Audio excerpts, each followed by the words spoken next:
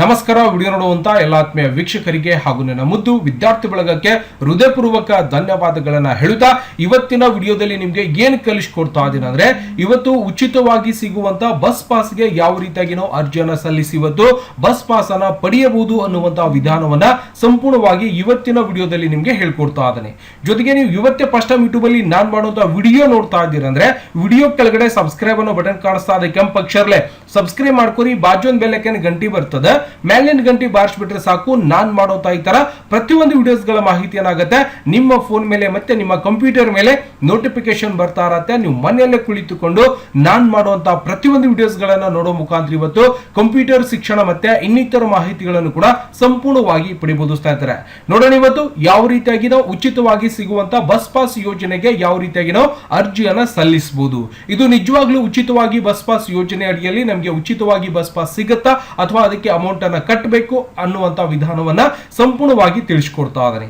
ಮೊದಲಿಗೆ ನಿಮ್ಮ ಮೊಬೈಲ್ ಅಥವಾ ಕಂಪ್ಯೂಟರ್ ಒಳಗಡೆ ಇರುವಂತಹ ಗೂಗಲ್ ಕ್ರೋಮ್ ಅನ್ನ ಓಪನ್ ಮಾಡ್ಕೊಳ್ಳಿ. ಓಪನ್ ಮಾಡಿದ ನಂತರ ಪ್ರತಿಯೊಬ್ರು ಕೂಡ ಮೊಬೈಲ್ ಒಳಗಡೆ ಅರ್ಜಿಯನ್ನ ಸಲ್ಲಿಸಬಹುದು. ಅದಕ್ಕೆ ದೊಡ್ಡ ಏನೋ ಒಂದು ಮಾಡ್ಬೇಕಂತೇನಿಲ್ಲ, ಅತ್ಯಂತ ಸರಳವಾಗಿ ನೀವೇನ್ ಮಾಡಬಹುದು ಅಂದ್ರೆ ಆನ್ಲೈನ್ ಮುಖಾಂತರ ಅರ್ಜಿಯನ್ನು ಸಂಪೂರ್ಣವಾಗಿ ಸಲ್ಲಿಸ್ಕೋಬಹುದು. ಓಕೆನಾ.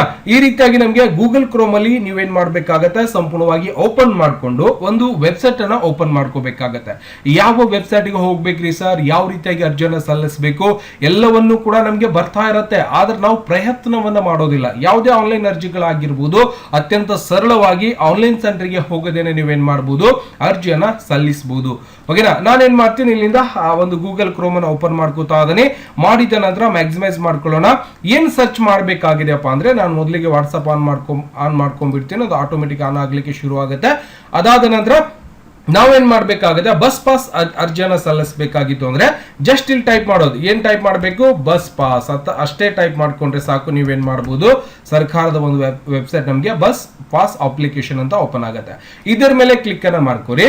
ಮಾಡಿದ ನಂತರ ನಮಗೆ ಸಂಪೂರ್ಣವಾಗಿ ಇವತ್ತು ಕರ್ನಾಟಕ ರಾಜ್ಯ ರಸ್ತೆ ಸಾರಿಗೆ ನಿಗಮ ವಿದ್ಯಾರ್ಥಿಗಳ ಬಸ್ ಪಾಸ್ ಅಂತೇಳಿ ಒಂದೇನಾಗ್ತದೆ, ವೆಬ್ಸೈಟ್ ಒಳಗೆ ನಮ್ಗೊಂದು ವೆಬ್ಸೈಟ್ ಲಿಂಕ್ ಸಿಗ್ತದೆ.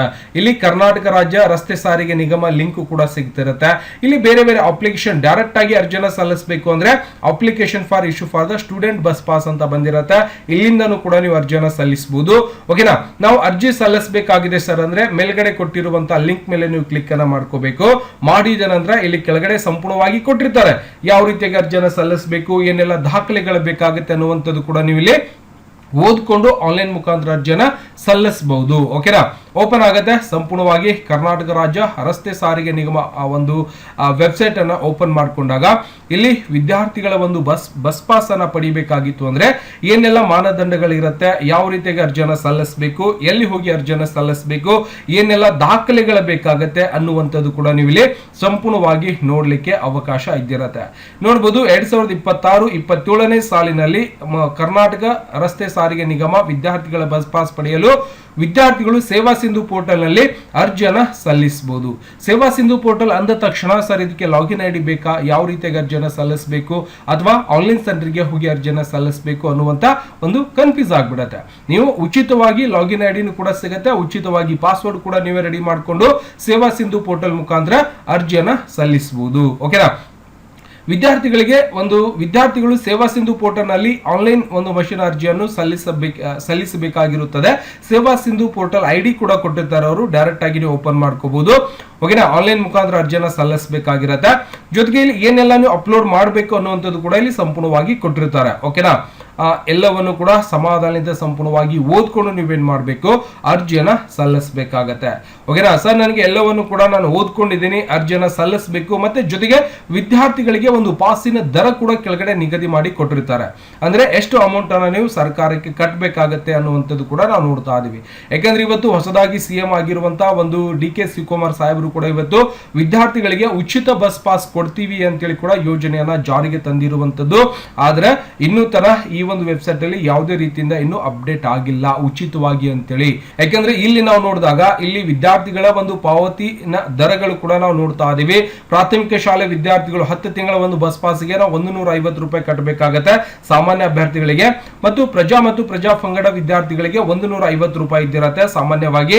ಈ ಒಂದು ಪ್ರೌಢಶಾಲಾ ಬಾಲಕರು ಕೂಡ 10 ತಿಂಗಳಿಗೆ 750 ರೂಪಾಯಿನ ಕಟ್ಟಬೇಕಾಗತ್ತೆ. SC ST ವಿದ್ಯಾರ್ಥಿಗಳಿಗೆ 150 ರೂಪಾಯಿನ ಕಟ್ಟಬೇಕಾಗತ್ತೆ. ಜೊತೆಗೆ ಇಲ್ಲಿಂದ ಪ್ರೌಢಶಾಲೆ ಬಾಲಕಿಯರು ಬಂದ್ಬಿಟ್ಟು 10 ತಿಂಗಳಿಗೆ ಇಲ್ಲಿಂದ 550 ರೂಪಾಯಿ ಜೊತೆಗೆ 150 ರೂಪಾಯಿನ ನೀವು ಪಾವತಿಸಬೇಕಾಗಿರುವಂತದ್ದು. ಅದಾದ ನಂತರ ಕಾಲೇಜು ಮತ್ತೆ ಡಿಪ್ಲೊಮಾ ವಿದ್ಯಾರ್ಥಿಗಳಿಗೆ ಇಲ್ಲಿ 1050 ರೂಪಾಯಿನ ನೀವು ಕೊಡಬೇಕಾಗತ್ತೆ. SC ST 150 ರೂಪಾಯಿನ ಕೊಡಬೇಕಾಗತ್ತೆ.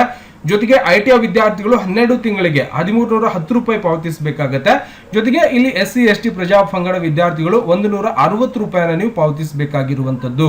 ಜೊತೆಗೆ ವೃತ್ತಿಪರ ಕೋರ್ಸ್ಗಳು 10 ತಿಂಗಳಿಗೆ 1550 ರೂಪಾಯಿನ ನೀವು ಕಟ್ಟಬೇಕಾಗಿರುವಂತದ್ದು.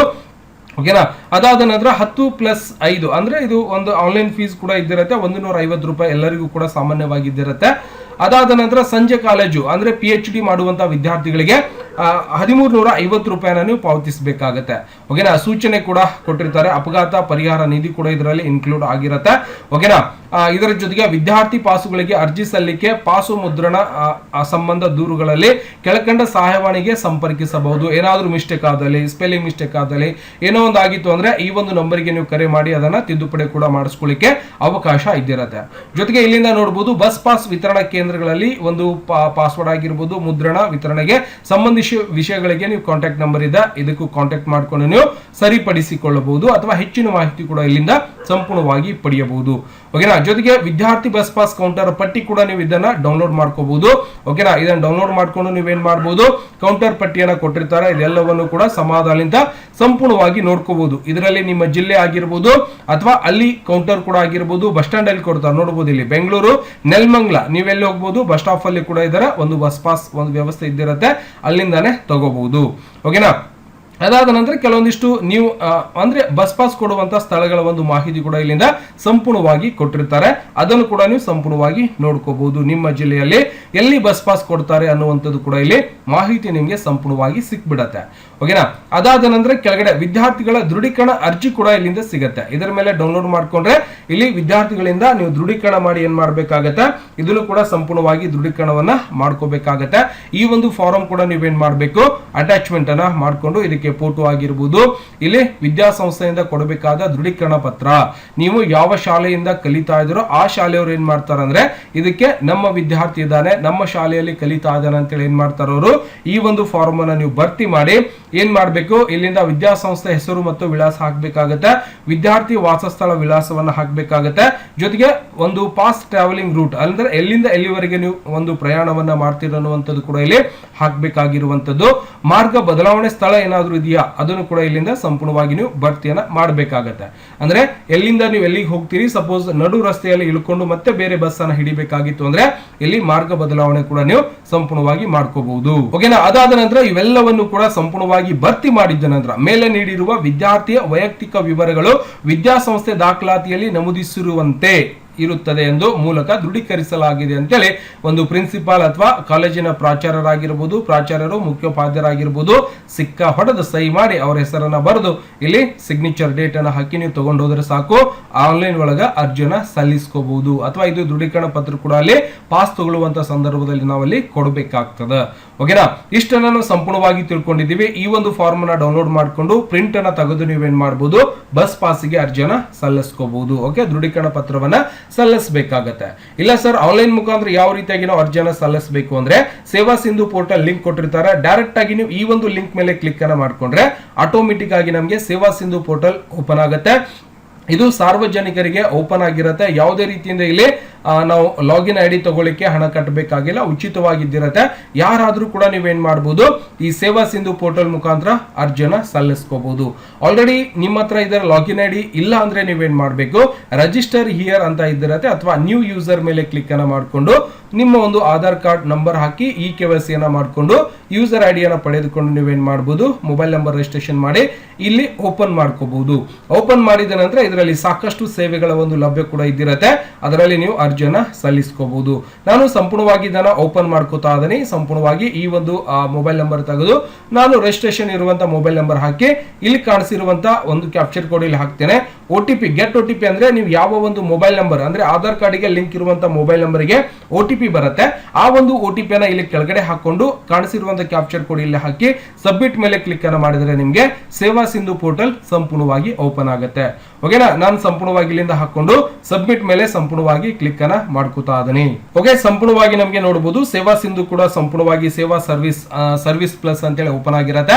ಇದರಲ್ಲಿ ನಾವು ಏನ್ ಮಾಡ್ಬೇಕಪ್ಪ ಅಂದ್ರೆ ಲ್ಯಾಂಗ್ವೇಜ್ ನಾನು ಏನ್ ಮಾಡ್ಕೊಂಡ್ಬಿಡ್ತೀನಿ, ಕನ್ನಡದಲ್ಲಿ ತಗೋತೀನಿ. ನಿಮ್ಗೂ ಕೂಡ ಸ್ವಲ್ಪ ನೋಡ್ಲಿಕ್ಕೆ ಅನುಕೂಲ ಆಗುತ್ತೆ. ಓಕೆನಾ, ಅಂದ್ರೆ ಓದ್ಕೊಳ್ಳಿಕ್ಕೂ ಕೂಡ ಅನುಕೂಲ ಆಗುತ್ತೆ. ಇಲ್ಲಿ ಸೇವೆಗಳ ಮನವಿ ಆಗಿರುತ್ತೆ, ಅರ್ಜಿ ಸ್ಥಿತಿ ಪರಿಶೀಲನೆ ಆಗಿರುತ್ತೆ, ಪ್ರೊಫೈಲ್ ನಿರ್ವಹಣೆ ಆಗಿರುತ್ತೆ, ಸೇವೆಗಳಿಗೆ ಮನವಿ ಅಂದ್ರೆ ಯಾವುದಕ್ಕೆ ನೀವು ಅರ್ಜಿಯನ್ನ ಸಲ್ಲಿಸ್ತಾ ಇದ್ದೀರಿ ಅಂತ ಕೇಳುತ್ತೆ. ಇಲ್ಲಿ ಲಭ್ಯವಿರುವ ಎಲ್ಲಾ ಸೇವೆಗಳ ಮೇಲೆ ನೀವು ಕ್ಲಿಕ್ ಅನ್ನ ಮಾಡ್ಕೋಬೇಕು. ಮಾಡಿದ ನಂತರ ಯಾವ ಒಂದು ಸೇವೆಗೆ ನೀವು ಅರ್ಜಿಯನ್ನ ಸಲ್ಲಿಸ್ತಾ ಇದ್ದೀರಿ ಅವಾಗ ಏನ್ ಮಾಡ್ಕೋಬೇಕು, ನಾವು ಇಲ್ಲಿಂದ ಸರ್ಚ್ ಮೇಲೆ ಕ್ಲಿಕ್ ಅನ್ನ ಮಾಡ್ಕೋಬೇಕು. ಇಲ್ಲಿ ಕಾಣಿಸ್ತಾ ಇರತ್ತೆ BUS ಬಸ್ ಪಾಸ್ ಅಂತ ಅಷ್ಟೇ ಟೈಪ್ ಮಾಡ್ಕೋಬೇಕು. ಕೆಳಗಡೆ ಬರುತ್ತೆ issue for the free bus pass, ಒಂದು ಫ್ರೀಡಮ್ ಫೈಟರ್ ದವರಿಗೆ ಅಂದ್ರೆ ಒಂದು ಸ್ವಾತಂತ್ರ್ಯ ಯೋಧದವರಿಗೆ ಕೂಡ ಇಲ್ಲಿ ಉಚಿತವಾಗಿ ಬಸ್ ಪಾಸ್ ಇದ್ದಿರತ್ತೆ. ಜೊತೆಗೆ ಇಲ್ಲಿಂದ ಉದ್ಯಮಶೀಲತಾ ಅಭಿವೃದ್ಧಿ ಯೋಜನೆ 2 ಲಕ್ಷ ಆಗಿರ್ಬೋದು. Issue for the bus pass ಒಂದು ಬ್ಲೈಂಡ್ ಪರ್ಸನ್ ಆಗಿರ್ಬೋದು, ಅಂದ್ರೆ ಕಣ್ಣು ಇಲ್ಲದವರಿಗೆ ಆಗಿರತ್ತೆ. ವಿದ್ಯಾರ್ಥಿಗಳಿಗೆ ಬೇಕಾಗುತ್ತೆ. ಅದೇ ರೀತಿಯಾಗಿ ನಾನು ಈ ಒಂದು ಪೇಜ್ ಅನ್ನ ಸ್ವಲ್ಪ ನಾನು ಕೆಳಗಡೆ ತಗೋತೇನೆ. ಇಲ್ಲಿ ಸ್ಲೈಡರ್ ಇದ್ದಿರತ್ತೆ, ಸಂಪೂರ್ಣವಾಗಿ ನೀವು ಕೆಳಗಡೆ ತಗೋಬೇಕು. ಅಥವಾ ಇಲ್ಲಿಂದ bus pass PA bus pass student ಅಂತ ಮಾಡ್ಕೋಬಹುದು. STUDENT ಸ್ಟೂಡೆಂಟ್ ಅಂತ ಮಾಡ್ಕೊಂಡ್ರು ಕೂಡ ಇಲ್ಲಿ ಸಂಪೂರ್ಣವಾಗಿ ನಮಗೆ ನೋಡ್ಲಿಕ್ಕೆ ಸಿಗುತ್ತೆ. Application BMTC student bus pass ಅಂತ ಇದ್ದಿರತ್ತೆ. Issue for the student bus pass KSRTC ಅಂತ ಇದ್ದಿರತ್ತೆ. Issue for the bus pass school children student NWKSRTC ಇದ್ದಿರತ್ತೆ. ನೀವು ಯಾವ ನಿಗಮದಿಂದ ಅರ್ಜಿಯನ್ನ ಸಲ್ಲಿಸ್ತಾ ಇದ್ದೀರಿ ಆ ಒಂದು ನಿಗಮಕ್ಕೆ ಅರ್ಜಿಯನ್ನ ಸಲ್ಲಿಸಬಹುದು. ಓಕೆನಾ, ಅವಾಗ ನಾನು ಏನ್ ಮಾಡ್ತೀನಿ, ಇಲ್ಲಿಂದ BMTC ಬೇಡ, ನಾನು ಏನ್ ಮಾಡ್ತಾ ಇದ್ದೀನಿ, issue for the KSRTC bus pass ತಗೋಬೇಕಾಗಿದೆ ಅಂದ್ರೆ ನೀವೇನ್ ಮಾಡಬಹುದು, ಡೈರೆಕ್ಟ್ ಆಗಿ ಇದರ ಮೇಲೆ ಕ್ಲಿಕ್ ಅನ್ನ ಮಾಡ್ಕೋಬಹುದು. ಮಾಡಿದ ನಂತರ ನಮಗೆ ಸಂಪೂರ್ಣವಾಗಿ ಈ ರೀತಿಯಾಗಿ ಒಂದು ಆನ್ಲೈನ್ ಅರ್ಜಿ ಕೂಡ ಸಂಪೂರ್ಣವಾಗಿ ಓಪನ್ ಆಗುತ್ತೆ. ಓಪನ್ ಆದ ನಂತರ ಅಪ್ಲೈ ಟು ಪ್ರೊಸೀಸ್ ಮೇಲೆ ನೀವು ಕ್ಲಿಕ್ ಅನ್ನ ಮಾಡ್ಕೋಬೇಕು.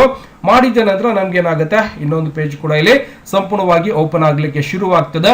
ಇದರ ಒಳಗೆ ನೀವೇನ್ ಮಾಡಬಹುದು, ಆನ್ಲೈನ್ ನಲ್ಲಿ ಅರ್ಜಿಯನ್ನ ಸಲ್ಲಿಸಬಹುದು. ಬಹಳಷ್ಟು ಸರಳವಾಗಿ ನೀವೇನ್ ಮಾಡ್ಕೋಬಹುದಪ್ಪ ಅಂದ್ರೆ ಇಲ್ಲಿ ನೀವೇನ್ ಮಾಡಬಹುದು, ಅರ್ಜಿಯನ್ನ ಸಲ್ಲಿಸ್ಕೋಬಹುದು. ಓಕೆನಾ, ನಾನೇನ್ ಮಾಡ್ತೀನಿ, ಇಲ್ಲಿಂದ ಸಂಪೂರ್ಣವಾಗಿ ಈ ಒಂದು ಅರ್ಜಿ ಸರ್ವರ್ ಏನಾಗಿದೆ, this server is the disabled ಅಂದ್ರೆ ಸರ್ವರ್ ಬರ್ತಾ ಇಲ್ಲ ಅಂತ ಹೇಳ್ಕೊಡ್ತಾ ಇದೆ. ಈ ಒಂದು ಸರ್ವರ್ ಸ್ವಲ್ಪ ಸ್ಲೋ ಆಗಿರೋದ್ರಿಂದ ಬರ್ತಾ ಇಲ್ಲ. ಇನ್ನೊಂದ್ಸರ್ತಿ ನಾನು ಏನ್ ಮಾಡ್ತೀನಿ, ಅಪ್ಲೈ ಫಾರ್ ದ ಸರ್ವಿಸ್ ಮೇಲೆ ಕ್ಲಿಕ್ ಅನ್ನ ಮಾಡ್ಕೊಳ್ಳೋಣ. ಅವೈಲೇಬಲ್ ಸರ್ವಿಸ್ ಮೇಲೆ ಕ್ಲಿಕ್ ಅನ್ನ ಮಾಡ್ಕೊಳ್ಳೋಣ. ಮಾಡಿದ ನಂತರ ಓಪನ್ ಆಗುತ್ತೆ. ಅದರಲ್ಲಿ ಯಾವ್ದಾದ್ರು ಒಂದು 3ರಲ್ಲಿ ಯಾವ್ದಾದ್ರು ತಗೋಬಹುದು. ನೀವು ಸರ್ಚ್ ಮೇಲೆ ಕ್ಲಿಕ್ ಅನ್ನ ಮಾಡ್ಕೊಳ್ಳೋಣ. ಮತ್ತೊಮ್ಮೆ BUS bus PAS pass STUDE student ಅಂತ ಟೈಪ್ ಮಾಡ್ಕೋತಾ ಇದ್ದಾನೆ. ಇಲ್ಲಿಂದ NWKSRTC KKRTC ಆಗಿರ್ಬೋದು. ನಾವು ಇದರ ಮೇಲೆ ಕ್ಲಿಕ್ ಮಾಡ್ಕೊಂಡಾಗ ಸರ್ವರ್ ಬಿಸಿ ಬಂದಿತ್ತು. ನಾವು ಇದರ ಮೇಲೆ ಕ್ಲಿಕ್ ಅನ್ನ ಮಾಡ್ಕೊಳ್ಳೋಣ. BMTC ಮೇಲೆ ಕ್ಲಿಕ್ ಅನ್ನ ಮಾಡ್ಕೋತಾ ಇದ್ದಾನೆ. ಇದ್ರೊಳಗೂ ಕೂಡ ನೀವೇನ್ ಮಾಡಬಹುದು, ಅರ್ಜಿಯನ್ನ BMTC ಅವರಿಗೆ ಅರ್ಜಿಯನ್ನ ಸಲ್ಲಿಸಬಹುದು. Okay, student bus pass application download ಕೂಡ ಮಾಡ್ಕೋಬಹುದು ಅಥವಾ ಇಲ್ಲಿಂದ ಅಪ್ಲೈ ಕೂಡ ಮಾಡಬಹುದು. ಸೇಮ್ ಆಗಿರುತ್ತೆ, ಆಗ್ಲೇನು ಹೋಗಿದೀವಲ್ಲ ಅದೇ ರೀತಿಯಾಗಿ ಇಲ್ಲಿನೂ ಕೂಡ ಹೋಗಿ ನೀವೇನ್ ಮಾಡಬಹುದು, ಆನ್ಲೈನ್ ಮುಖಾಂತರ ಒಂದು ಪೇಜ್ ಓಪನ್ ಆಯ್ತು ಅಂದ್ರೆ ನೀವು ಅರ್ಜಿಯನ್ನ ಸಲ್ಲಿಸಬಹುದು. ಓಕೆನಾ, ವೇಟ್ ಮಾಡೋಣ. ಸಂಪೂರ್ಣವಾಗಿ ಬೆಂಗಳೂರು ಮಹಾನಗರ ಸಾರಿಗೆ ಸಂಸ್ಥೆ ಅಂತ ಬತ್ತಪ್ಪ. ಓಕೆ, 2026-27ನೇ ಸಾಲಿನ BMTC ವಿದ್ಯಾರ್ಥಿಗಳ ಬಸ್ ಪಾಸ್ಗಾಗಿ ಅರ್ಜಿ ಅಂತ ಬಂದಿದೆ. ನೋಡಬಹುದು ಈ ಒಂದು ಪೇಜ್ ನ ಸ್ವಲ್ಪ ಕೆಳಗಡೆ ತಗೊಳ್ಳಿ. ಓಕೆ, ಕೆಳಗಡೆ ತಗೋತಿದ್ದಾನೆ. ಇಲ್ಲಿಂದ ಸಂಪೂರ್ಣವಾಗಿ ನಮ್ಮ ಒಂದು ಪೌರತ್ವ ಕೇಳತ್ತೆ. ಇಲ್ಲಿಂದ ಇಂಡಿಯನ್ ಸಿಟಿಸನ್ ಅಂತ ಕ್ಲಿಕ್ ಮಾಡಬೇಕು. ಮಾಡಿದ ನಂತರ ಆಧಾರ್ ಕಾರ್ಡ್ ಮುಖಾಂತರ ನೀವೇನ್ ಮಾಡಬೇಕು, ಅಥೆಂಟಿಕೇಶನ್ ಮಾಡಿಕೊಂಡು ಆಧಾರ್ ಕಾರ್ಡ್ ಡೀಟೇಲ್ಸ್ ಅನ್ನ ಆಟೋಮೆಟಿಕ್ ಆಗಿ ಪ್ಯಾಚ್ ಅಪ್ ಆಗುತ್ತೆ. ಇವು ಎಲ್ಲವನ್ನು ಕೂಡ ಪ್ಯಾಚ್ ಅಪ್ ಆಗಿತ್ತು ಅಂದ್ರೆ ಡೈರೆಕ್ಟ್ ಆಗಿ ನೀವು ಸಬ್ಮಿಟ್, ಇಲ್ಲಿ ಕಾಣಿಸಿರುವಂತ ಕ್ಯಾಪ್ಚರ್ ಕೂಡ ಹಾಕಿ ಸಬ್ಮಿಟ್ ಮಾಡಿಕೊಂಡು ಅರ್ಜಿಯನ್ನ 5 ನಿಮಿಷದಲ್ಲಿ ನೀವೇನ್ ಮಾಡಬಹುದು, ಅರ್ಜಿಯನ್ನ ಸಂಪೂರ್ಣವಾಗಿ ಸಲ್ಲಿಸ್ಕೋಬಹುದು. ಬಹಳಷ್ಟು ಈಸಿ ಆಗಿರುತ್ತೆ. ಓಕೆನಾ, ದಯವಿಟ್ಟು ನನ್ನ ಹತ್ರ ಯಾರ್ದು ವಿದ್ಯಾರ್ಥಿಗಳ ಬಸ್ ಪಾಸ್ಗೆ ಅರ್ಜಿ ಹಾಕ್ಲಿಕ್ಕೆ ಡಾಕ್ಯುಮೆಂಟ್ಸ್ ಇಲ್ಲ, ಹಾಗಾಗಿ ಇಷ್ಟನ್ನ ತಿಳಿಸ್ಕೊಡ್ತಾ ಇದೀನಿ. ನೀವು ಕೂಡ ಅರ್ಜಿಯನ್ನ ಸಲ್ಲಿಸಬೇಕಾಗಿತ್ತು ಅಂದ್ರೆ ದಯವಿಟ್ಟು ನೀವೇನ್ ಮಾಡ್ಬೇಕು, ಈ ಒಂದು ಪೇಜ್ ಸ್ವಲ್ಪ ಮೇಲ್ಗಡೆ ತಗೊಳ್ಳಿ. ದಯವಿಟ್ಟು ನೀವೇನ್ ಮಾಡ್ಬೇಕಪ್ಪ ಅಂದ್ರೆ ಇಲ್ಲಿ ಸರ್ವಿಸ್ ಅವೈಲೇಬಲ್ ಸರ್ವಿಸ್ ಮೇಲೆ ನೀವು ಕ್ಲಿಕ್ ಅನ್ನ ಮಾಡ್ಕೊಂಡು ಯಾವುದಕ್ಕೆ ಅರ್ಜಿಯನ್ನ ಸಲ್ಲಿಸಬೇಕು ಬಸ್ ಪಾಸಿಗೆ ಅಂತೇಳಿ ಡೈರೆಕ್ಟ್ ಆಗಿ ಓಪನ್ ಮಾಡ್ಕೊಂಡು ನೀವೇನ್ ಮಾಡ್ಬೋದಪ್ಪ ಅಂದ್ರೆ ಇಲ್ಲಿ ಬಸ್ ಪಾಸ್ ಅಂತ ಸರ್ಚ್ ಮಾಡ್ಕೊಂಡು ಆನ್ಲೈನ್ ಮುಖಾಂತರ ಅರ್ಜಿಯನ್ನ ಸಲ್ಲಿಸ್ಕೋಬಹುದು. ಬಹಳಷ್ಟು ಈಸಿ ಆಗಿರುತ್ತೆ. ದಯವಿಟ್ಟು ಯಾರೆಲ್ಲ ಇವತ್ತು ಆನ್ಲೈನ್ ಮುಖಾಂತರ ಅರ್ಜಿಯನ್ನ ಸಲ್ಲಿಸಬೇಕಾಗಿದೆ ದಯವಿಟ್ಟು ನೀವೇನ್ ಮಾಡ್ಬೇಕು, ಈ ರೀತಿಯಾಗಿ ನೀವೇನ್ ಮಾಡಬಹುದು, ಆನ್ಲೈನ್ ಮುಖಾಂತರ ಅರ್ಜಿಯನ್ನ ಸಲ್ಲಿಸ್ಕೋಬಹುದು. ಓಕೆನಾ, ಇಲ್ಲಿಂದ KRTC Karnataka government student bus pass ಅಂತ ಇದಿರುತ್ತೆ. ಇದರ ಮೇಲೆ ಕೂಡ ನೀವು ಕ್ಲಿಕ್ ಅನ್ನ ಮಾಡ್ಕೊಂಡ್ರೆ ಡೈರೆಕ್ಟ್ ಆಗಿ ಇನ್ನೊಂದು ಪೇಜ್ ಕೂಡ ನಿಮ್ಗೆ ಈ ರೀತಿಯಾಗಿ ಓಪನ್ ಆಗುತ್ತೆ. ಇಲ್ಲಿ ಈ ಕರ್ನಾಟಕ ರಸ್ತೆ ಸಾರಿಗೆ ನಿಗಮ ಅಂತ ಸಪೋಸ್ ಸರ್ವರ್ ಬಿಸಿ ಆಗಿದೆ, ಟ್ರೈಗಲ್ ಲೆಟರ್ ಅಂತ ಬರ್ತಾ ಇದೆ. ದಯವಿಟ್ಟು ನೀವು ಕೂಡ ಏನ್ ಮಾಡಬೇಕು, ಸೇವಾ ಸಿಂಧು ಪೋರ್ಟಲ್ ಮುಖಾಂತರ ಆನ್ಲೈನ್ ಮುಖಾಂತರ ನೀವು ಅರ್ಜಿಯನ್ನ ಸಲ್ಲಿಸ್ಕೋಬಹುದು. ದಯವಿಟ್ಟು ಹೇಳಿರುವಂತಹ ಮಾಹಿತಿ ಗೊತ್ತಾಗಿದೆ ತನಗುತ್ತಾದನೆ. ಇದೇ ರೀತಿಯಾಗಿ ನಾನ್ ಮಾಡುವಂತಹ ಪ್ರತಿಯೊಂದು ವಿಡಿಯೋಸ್ ಅನ್ನ ನೋಡಬೇಕಾಗಿತ್ತು ಅಂದ್ರೆ ದಯವಿಟ್ಟು ಸಬ್ಸ್ಕ್ರೈಬ್ ಮಾಡೋದನ್ನ ಮರಿಬಾರ್ದು. ಮತ್ತೆ ಸಿಗೋಣ ಮುಂದಿನ ವಿಡಿಯೋದಲ್ಲಿ. ನಮಸ್ಕಾರ. ವಿಡಿಯೋ ನೋಡುವಂತಹ ಎಲ್ಲ ಆತ್ಮೀಯ ವೀಕ್ಷಕರಿಗೆ.